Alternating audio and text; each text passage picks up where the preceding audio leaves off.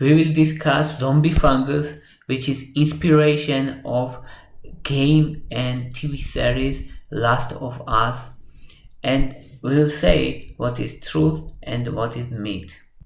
Most important characteristic of zombie fungus is that it manipulates insects' brain, especially it infects ants, and it manipulates ant brain and gets benefit from it.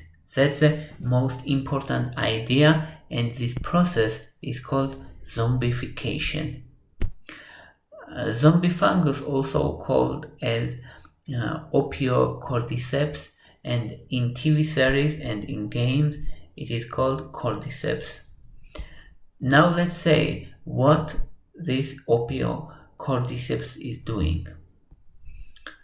First is it infects ants, and it breaks down ants' exoskeleton and penetrates inside body. And zombie fungus release chemicals which is called enzymes, and the name of this enzyme is chitinase, and chitinase breaks down chitin. It is an important component of exoskeleton of ants. After reach inside the body, it starts growth. During growing, zombie fungus release mycotoxin, and this mycotoxin causes alteration of neurotransmitters in ants' body, ants' brain, and it causes alteration of dopamine and serotonin, and it eventually affects locomotion, perception, and decision making of ant. It causes ant leaves safe place from its colony, and it goes alone. It ventures out into open space. It finds tree or plant. It climbs a tree and clamps onto a leaf or branch, like this position. It clamps on tree or branch or leaves and stays there. And fungus starts growing. It consumes internal organs of these ants, and eventually ant will die.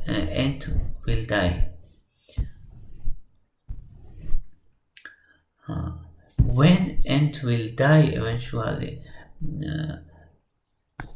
already its body is full of fungus, zombie fungus, and eventually it bursts from its heads, and this process is called dead grip.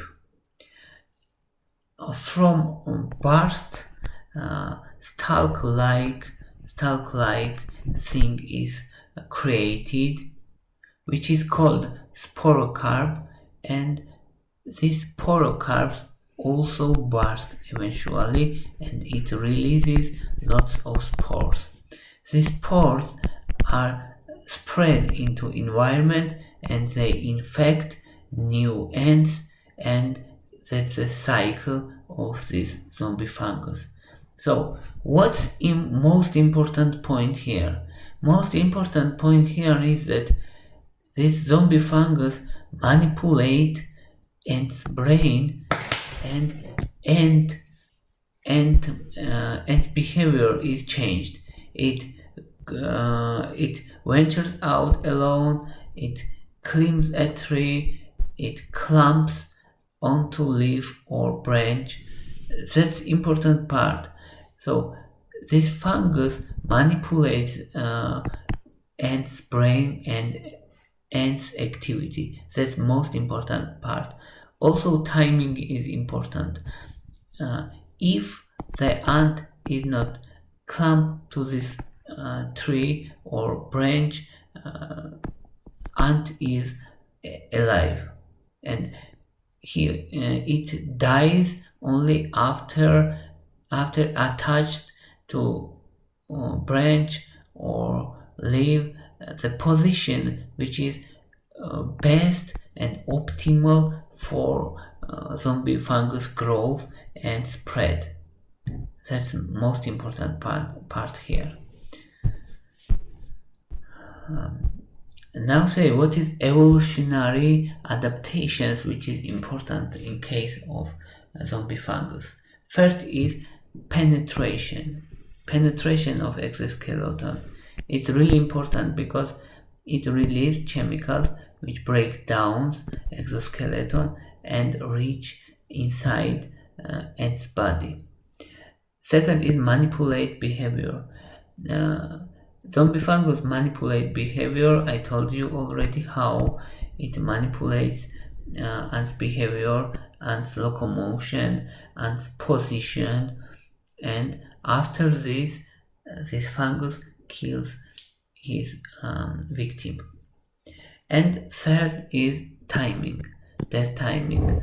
Fungus has optimal timing for victim's death after its best position for fungus growth and reproduction.